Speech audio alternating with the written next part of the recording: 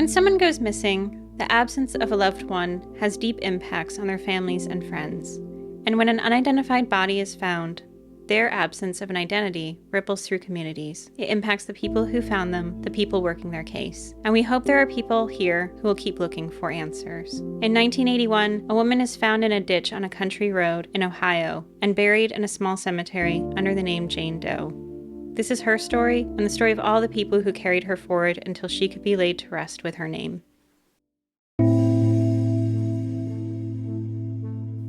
Hi, I'm Vanessa. And I'm Amy. And you're listening to She Goes by Jane. At the end of this episode and every episode, we will be joined by a special guest who will read an original poem by Amy Baker about the women we're featuring. This episode features actor Mercedes Rose. Hi, Vanessa. Hi, Amy. Normally, we start these podcasts, I ask you a question, but we do not have time for that today. We have multiple different types of sciences to cover. We've got cults. We've got my favorite nonprofit, DNA Doe Project. So we have to dive in. Sounds like a lot. And you just casually put cults into that sentence. Yeah, it's going to take us a little bit to get there, but we're getting there. Okay, let's get there. Okay, so we are going to April 24th, 1981, and we're landing in Troy, Ohio.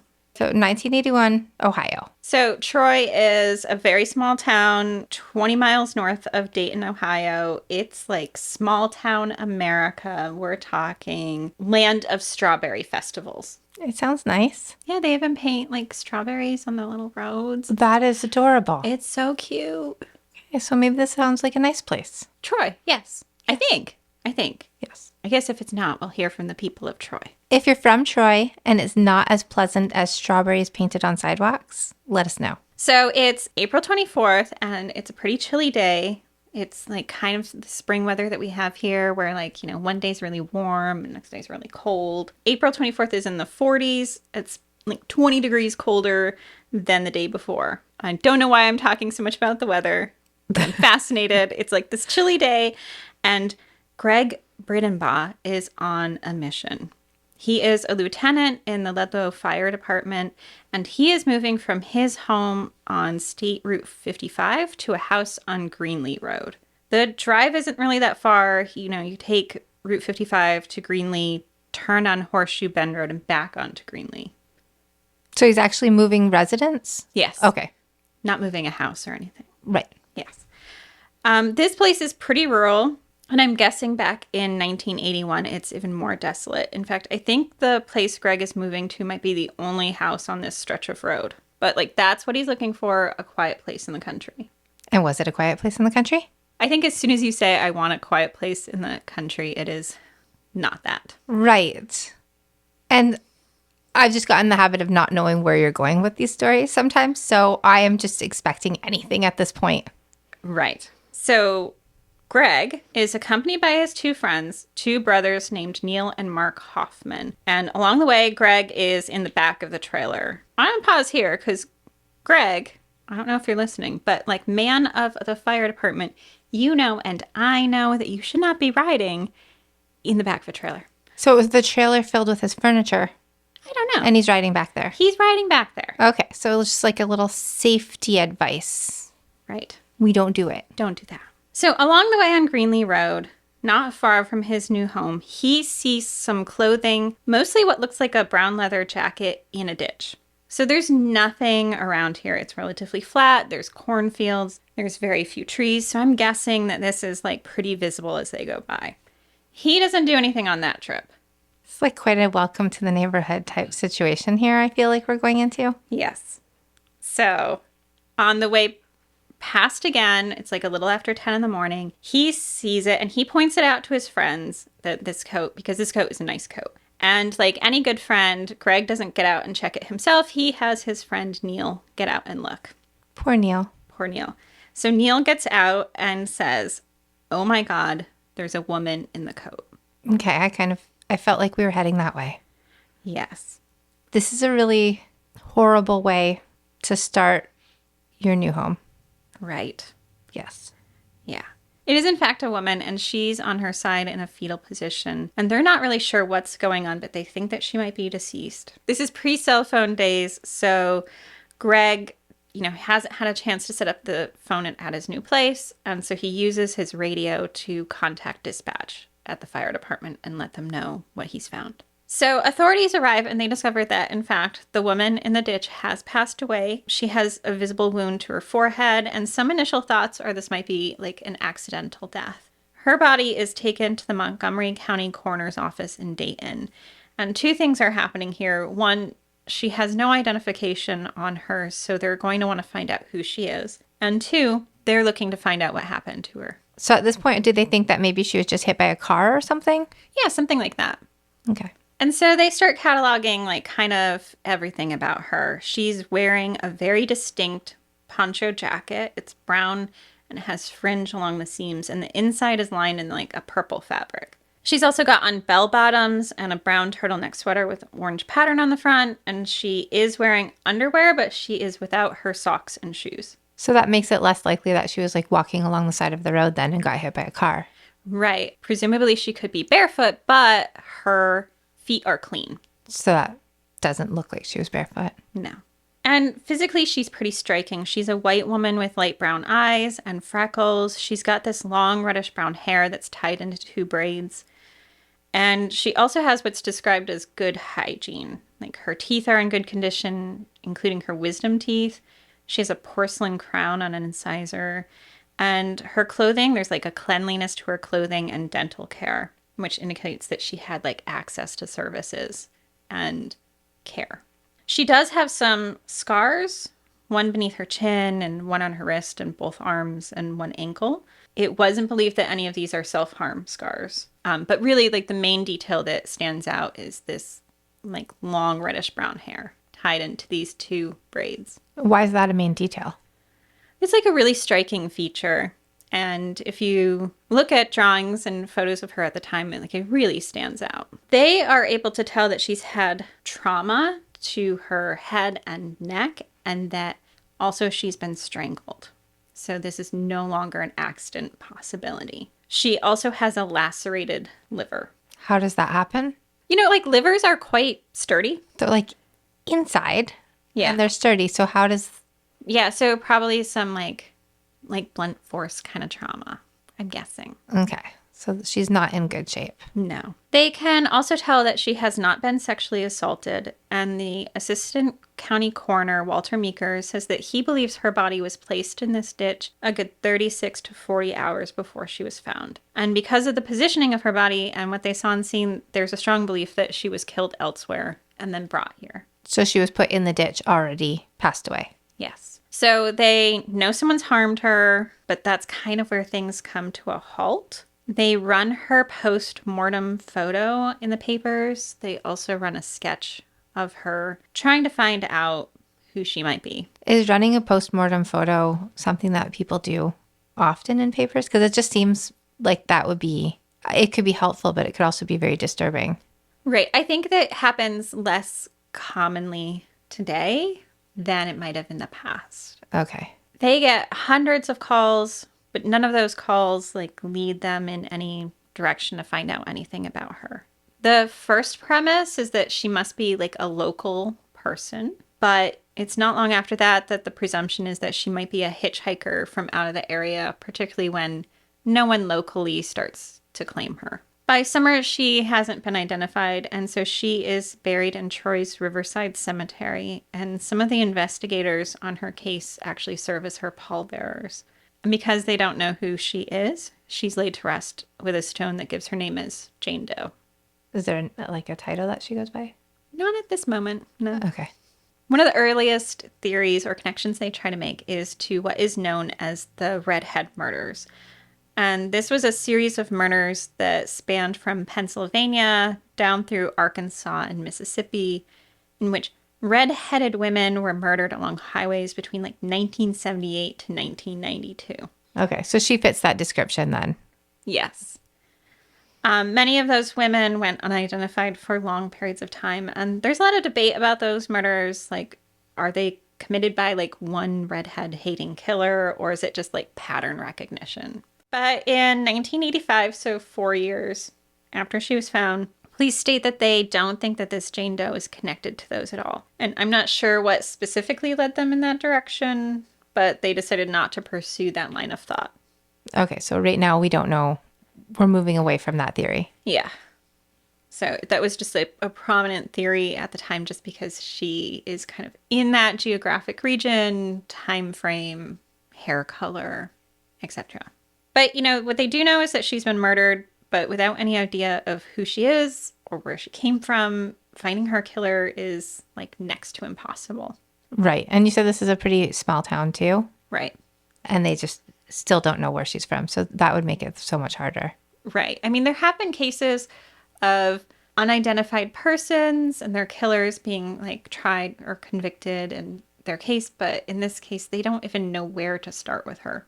Right. There's no connections. There's no people to connect her to. Yeah, there's nothing. Okay. And like a lot of Jane Does, the years kind of just keep going by without getting any identification for her. So kind of this weird phenomenon happens when people start really going online. They're finding like communities of people.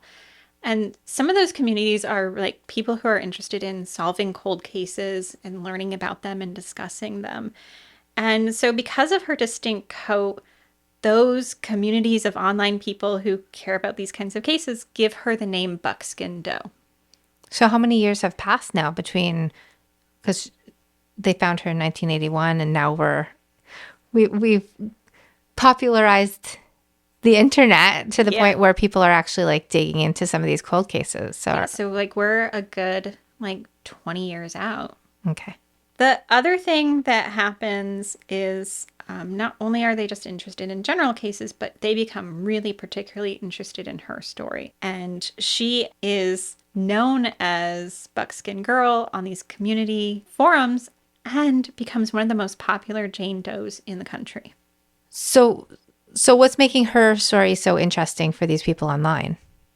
I think there's like a combination of factors. One, I don't think I mentioned before, but they think that she's quite young, sometime in her late teens. Okay. Okay. She's white. She's pretty.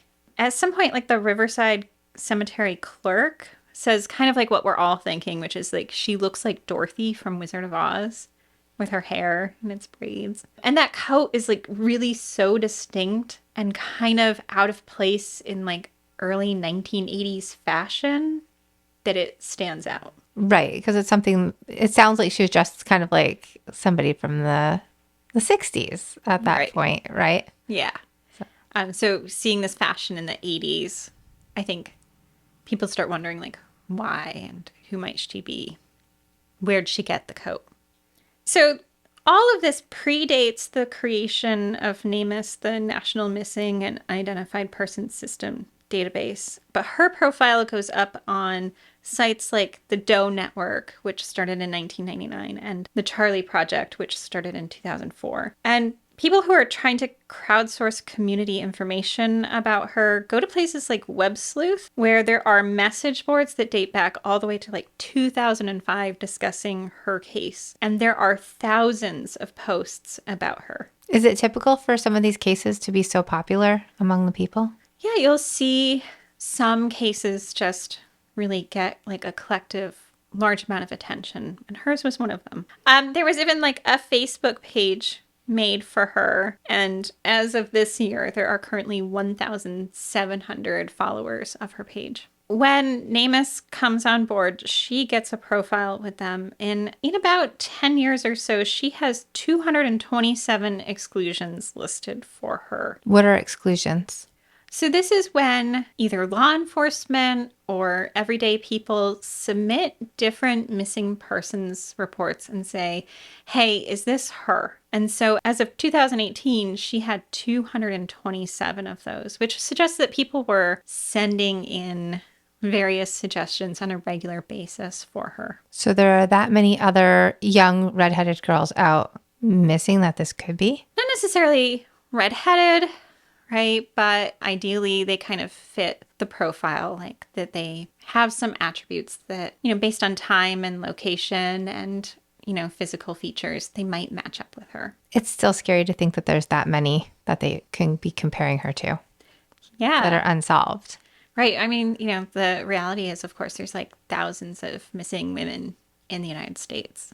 And that includes for kind of just like that time frame that she was found. Her case like lingers so long that the original investigators retire. So we're way past. Are we past 20 years now?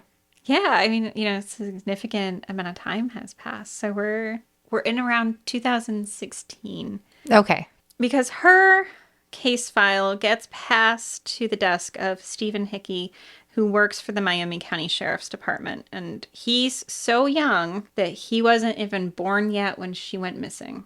So this is 35 years now? Yeah. And so he's under 35. Yeah. That's, yeah, In fact, like she went missing before I was born. Not for you. not for me. No. He's the one who ends up fielding a communication from the National Center for Missing and Exploited Children. And they tell him that they are about to remove Buckskin Doe's profile from their database because she no longer meets certain criteria. What would the certain criteria be? I don't know. It's not specified, but for some reason, she's no longer meeting like kind of the threshold of who they include. Does it really do anything for them to take one off? It seems like this is just an online database, right? Right. So why not just leave her on there? I'm not sure. I don't like this decision. Right. Well, he didn't either, but they did recommend something that sets her story into a completely different direction. They recommend sending her clothing that they still have in storage to a palynologist. A palynologist. Right. Okay, so Amy, I don't know what a palynologist is, and I'm betting a lot of our listeners don't know either. So for those of us who don't know what a palynologist is, please explain. So this is the part where I said we're going to talk about all these cool sciences. So this is when someone looks at something like an article of clothing under a microscope, and they are looking for what types of pollen are on those pieces of clothing. So is it a palynologist? No, it's still palynologist. I know. I want it to be palynologist. Petition. Because the U.S. has such a diverse range of different areas with like varied ecology and plant diversity and like microhabitats, they can help narrow down the locations this clothing was in because pollen apparently gets everywhere. Right. This is really cool that they're doing this with this now. Right. Yeah. Now, in 2016, when this starts happening, this is an underused science for crimes, and there's still a hesitancy, I think, to use this in courts because you'd have to explain this to a jury, get them to understand it, and understand this whole process. But in this case, they're really just hoping to identify where Buckskin Doe came from before ending up in Ohio. So what did they find? Well, a few things. Some of her clothing had pollen markers that came from like the northeastern dry oak forest region. So that's very specific. Right. Where are we talking about? Pennsylvania, New Jersey, New York, Connecticut, Massachusetts, or Rhode Island. Okay. So are we in this? What was it? The northeastern dry oak forest region. Are we in the northeastern dry oak forest region? I'm not certain. How far does it expand? How far north does that go? There are also soot markers on her underwear that suggest that she was in an area like with a high level of vehicular traffic or industrial activity. And that seemed to suggest like a northeastern city. It's amazing what they can get just off of her clothing. Right? On the other hand, her outer clothing, so her jeans and that jacket specifically, the pollen on there came from a more arid region, so western US or northern Mexico. That's so strange. They got so many different things off of just this one outfit. Right. So that doesn't sound like they really came up with any real conclusion there. Yeah, so ideal conditions would have been like her clothing would have been in an like airtight, sealed container until it could be studied for pollen. So this leads them in two very different directions of the United States. But are either of those spots Ohio, like where they are? No. Okay. Which suggests that she was elsewhere before she came there. Okay. So they decide to try yet another method, which is looking at the isotopes in her hair. Okay, Amy, tell me what isotopes are. Okay, so if you think of your hair like a recording device, they are able to look at the distribution of isotopes in your hair. So different regions and areas have different amounts of these isotopes in their water. So as you are drinking water, you are literally recording where you've been. Okay, so this isn't something on her hair like the things on her clothing. This is in the quality of like her actual strands of hair. Yes. Okay. So your hair is recording where you've been when you drink the local water. Also very cool. Also very cool. Her hair was long enough to record what they think is about a year's worth of data of where she'd been. And what did they find with that? These isotopes suggest that she was traveling a lot in that year, but that she was in the Dallas-Fort Worth area / Oklahoma region at 2 different points of time, and that she spent a significant amount of time there. And does that match up to any of the things they found on her clothing?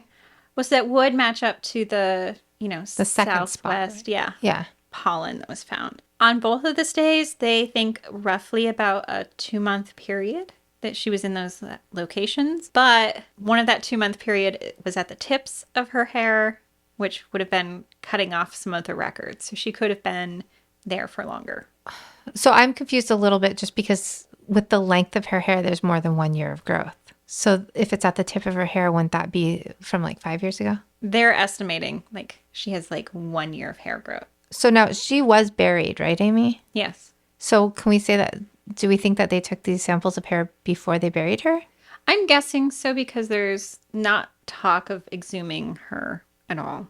Okay. So what this did is it didn't lead them to anything like super clear, but it did give them a direction to go to like distribute flyers and information in those various areas to try to see if anyone recognized her. Okay, so are they doing all of this with the drawings that they've made of her?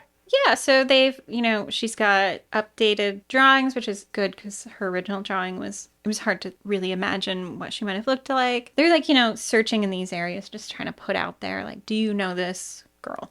Okay. And did that turn up anything? No. No. We'll be back in a moment.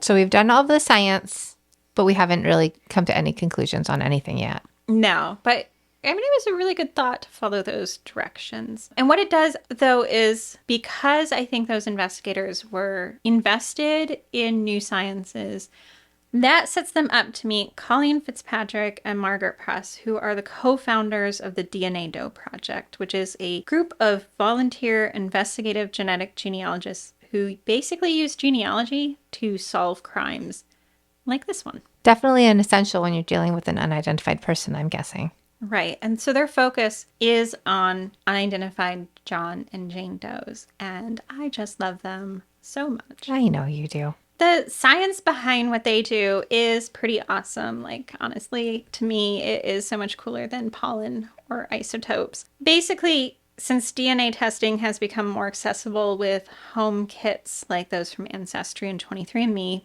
people had been using them at this time to find birth families for adoptees. So if you were adopted and you were trying to find out who your birth family might be, you might take this home kit, and then you might get some help from some genealogists who can kind of pull together all the pieces for you. Which is a really great tool for that. Right. This kind of takes it a step further. In this case, like, it's an unknown source, like a Jane Doe, and it uses genealogy to find out not just who they are, but also who their families are. So what would they use for this with somebody like Buckskin Jane Doe who has been buried? Right. So they do have a blood sample from her, which I'll get into in a minute. Okay. But it's important to point out, and I will point this out every time because I think people get confused about this, like, law enforcement cannot use the information that's in Ancestry or 23andMe, like your DNA information. They have to use sites like GEDmatch or Family Tree DNA.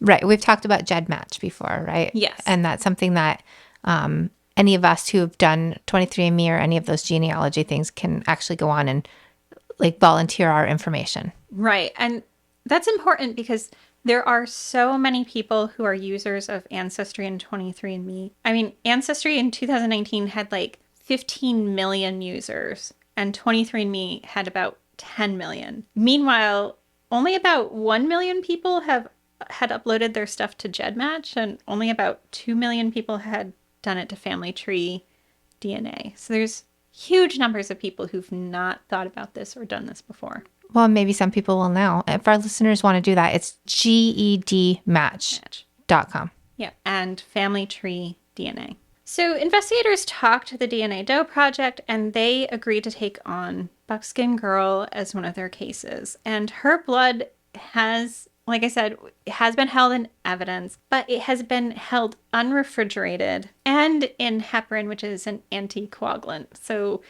it is not ideal conditions for the type of stuff that we can do today. Is it still usable at all? They were worried that it might not be. Okay. So the first thing they had to do is to send this out to some laboratories to see if they can get usable stuff from it. So that's what happens. And the DNA Doe Project receives her file March 28th, 2018.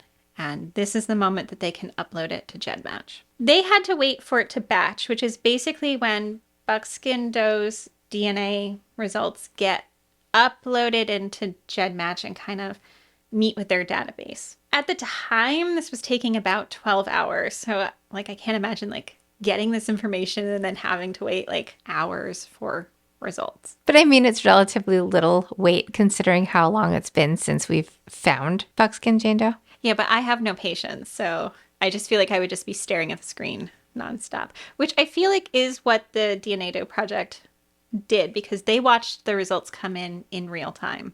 Well, it would be exciting, I think, at that point to see if you can figure out who she is. It would. This is one of their first cases. The first thing that they see are second and third cousin results appear, which is actually pretty decent because that helps you really narrow down where you're looking. But after a few hours, they have a match, someone who might be a half cousin to her or a first cousin once removed. So that seems like it would be really exciting for them at that moment. Right. It's basically was described as a handshake. It's so close. Now, the reason it could be one relationship or the other is that basically you share amounts of DNA with different family members.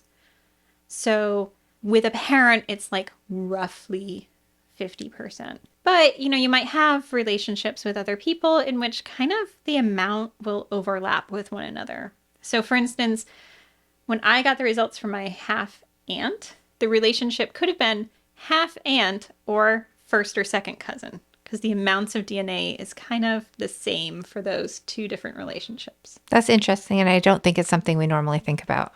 Right, and it complicates where you might look for something like Buckskin Doe.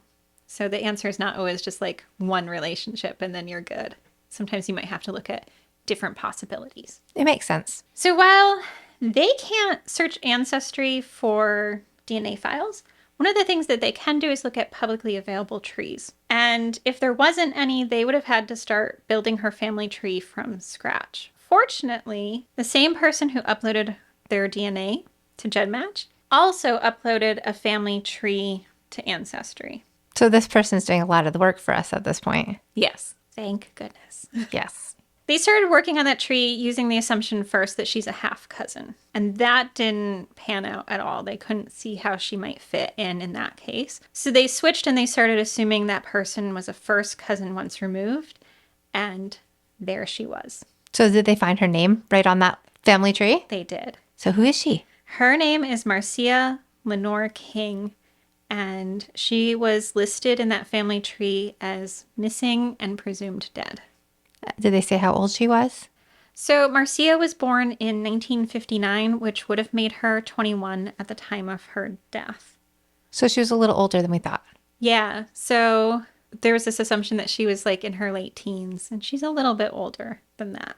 I'm not going to mention, her family's names just to kind of protect them in some ways. But Marcia's parents divorced when she was young, and it looks like her dad remarried and moved to Kansas where he had several other children. And her mother, it looks like, also remarried. And that's how Marcia's last name changed from Sossoman, which is her dad's last name, to King. They look to have settled in the North Little Rock, Arkansas area. So were her parents still living in Arkansas at the time?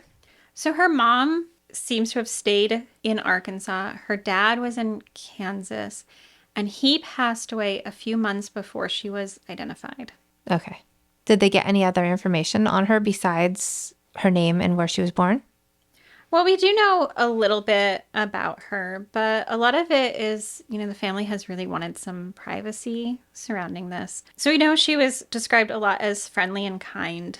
And in between her time in high school and her death, she hitchhiked to see her father and stepmother in Kansas. This behavior worried her father, who spoke to her about hitchhiking, and she told him she only took rides from truck drivers because she found that they were friendly. And so he said, or I think that kind of still weighed on the family quite a bit. So how's her theory on that, in your opinion, like the safety of truck drivers as opposed to anyone else? I think it's like any other profession. You're going to find people who are friendly and nice and safe, and you're going to find people who aren't.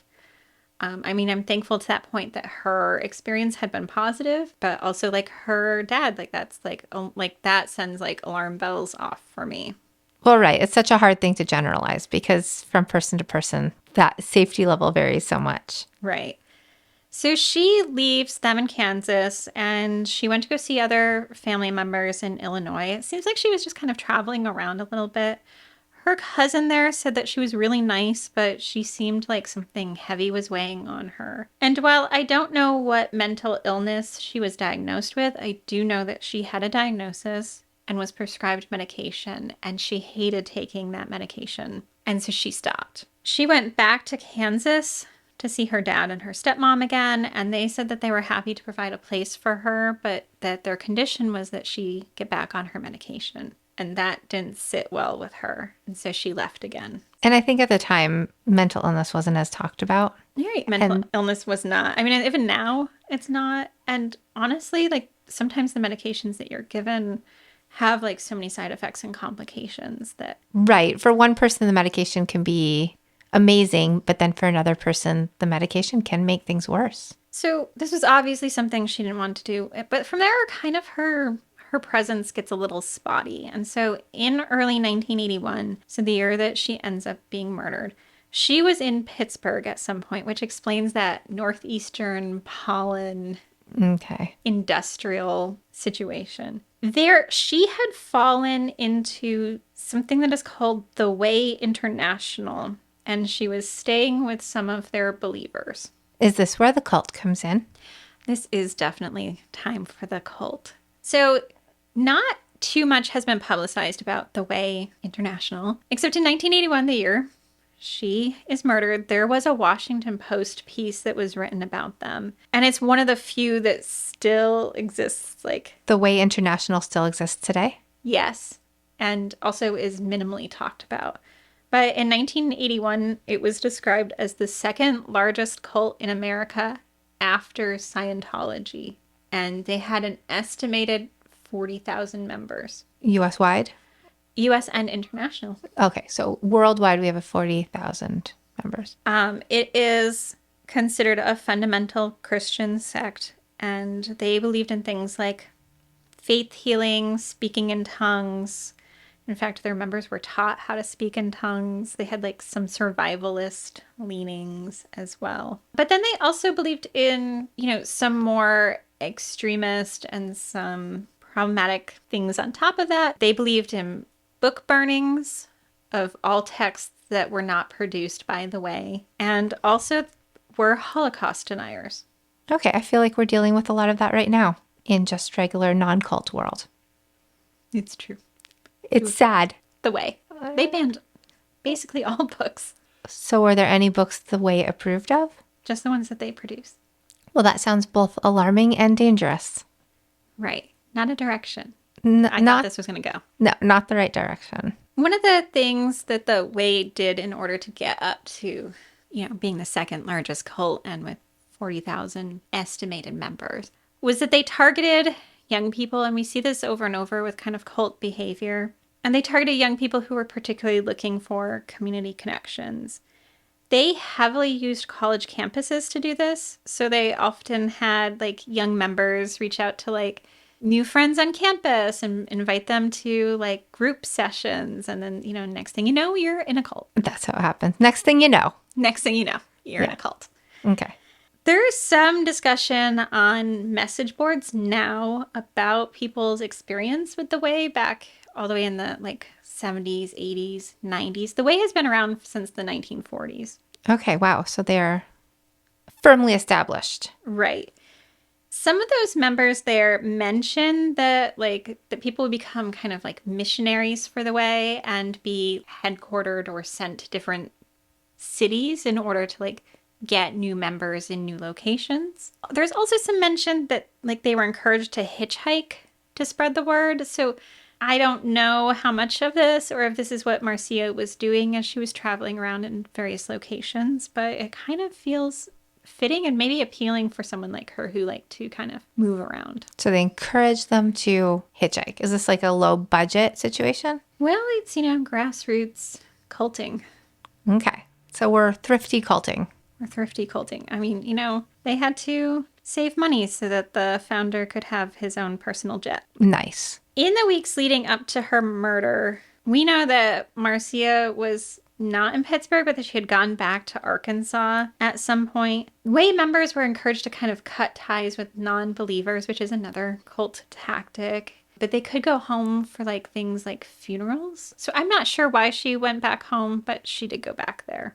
She also went on to Louisville, Kentucky, where she had been staying with an aunt at various times. This is where she was last seen, and they have a receipt dated April 10th that places her across the river from Louisville, so 2 weeks before her murder. Now, at the time, did her mom and her aunt know that she was part of this cult? There is some understanding, I think, from the family that they believe that she had been like caught up in some sort of religious group. I don't know if they knew like which one and where and like what was necessarily going on. Okay. Police have more recently stated that they were able to track her to Ohio's northern Shelby County in the weeks before her death. So I think probably in that 2-week gap. This is particularly important because this is a county that is between Troy, where she was found, and New Knoxville, Ohio.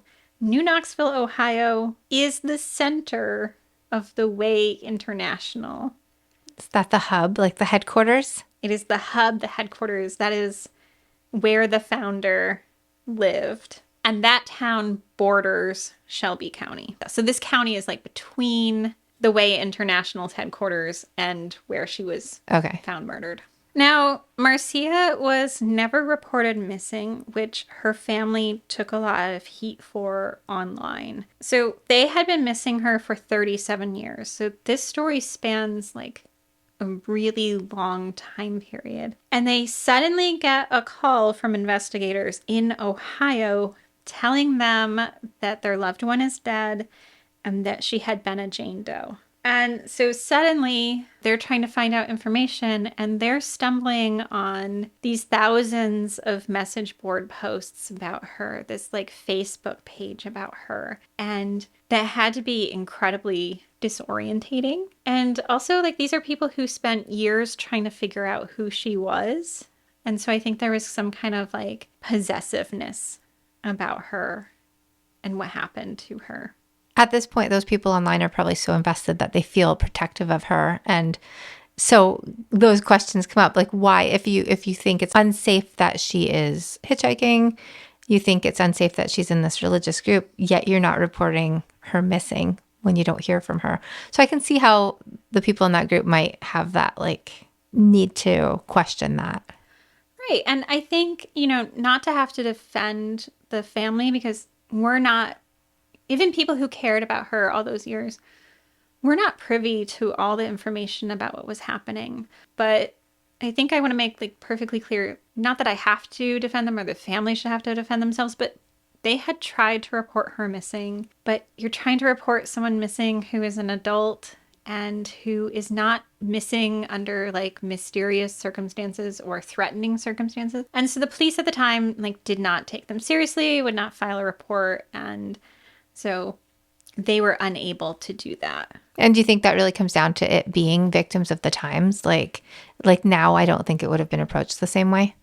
Not necessarily true, because I know that there are still some cases where, people are trying to report their loved one missing. And because, they are adult people and there aren't like clear-cut circumstances of them being in harm's way, that those cases are not taken seriously or not taken at all. So that's something that we should try to change in the future. Right. And so this family is suddenly in this space with like literally thousands of people who are largely like amazing because they have spent years like thinking about her and caring for her. But there's like, always that small contingent that is like messaging them and like threatening them in some way. And so part of that like ends up them wanting a lot of privacy about her, which I completely understand. Right. So another factor is that I think people need to recognize that like Marcia was actually like her family loved her. They cared for her. She was an important part of their family. And to find out that this happened, that her was, and of course it would be really upsetting. The other factor is that she not only was like the most popular Jane Doe in all these like message boards, she's like one of the first publicized Doe cases that was solved. And that's thanks to DNA Doe. That's thanks to DNA Doe Project, right?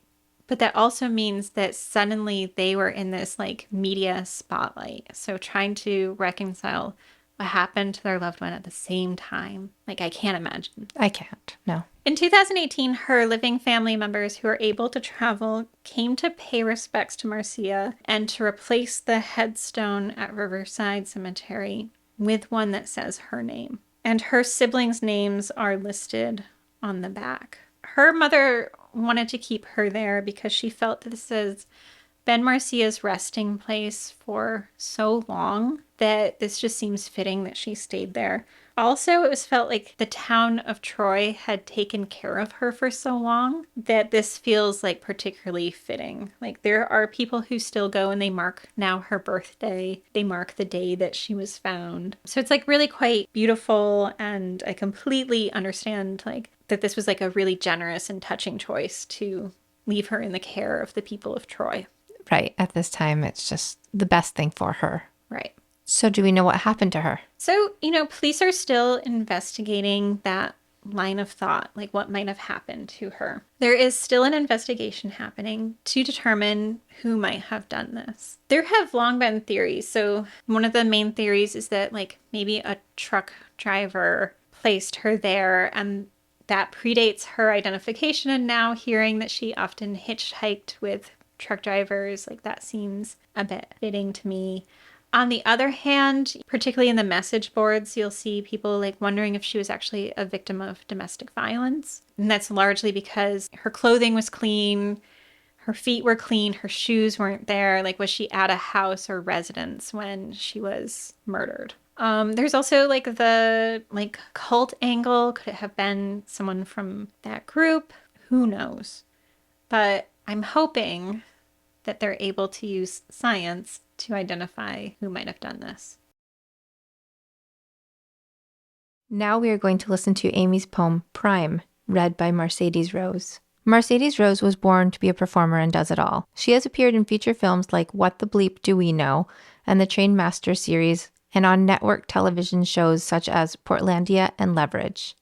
She has also worked in commercials, done voiceover work, including the voice of Princess Rosalina in several popular Nintendo game titles, performed stand-up and sketch comedy, and most recently is one of the stars and creators of the new media sensation, The Haunting of Sunshine Girl.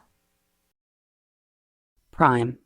Unidentified woman discovered April 24th, 1981, near Troy, Ohio. The day the green man comes, I wear another life stitched into a coat. Flayed skin slaps as he downshifts past, his 18-wheeler humming. The cab flashes like a lure. Not rotting vegetation or heat of earth, but cold, hard metal. Inside, it is hotter than it has a right to be. Hair spools against the nape of my neck. With one hand, he fingers a curl, his skin rough like bark. From the cab, I watch white lines coursing past. The green man removes my coat, that piece of flesh. Turned inside out, it's lined, the color of bruising. He folds it between us, such a small barrier. Outside, it is barely spring, snow still clutching the ground beneath the thick pine trees. The green man waits for an offering of blood to bring life. This I should have remembered.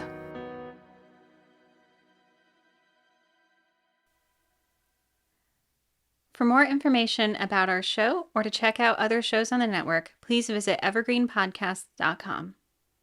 Bye, Vanessa. Bye, Amy.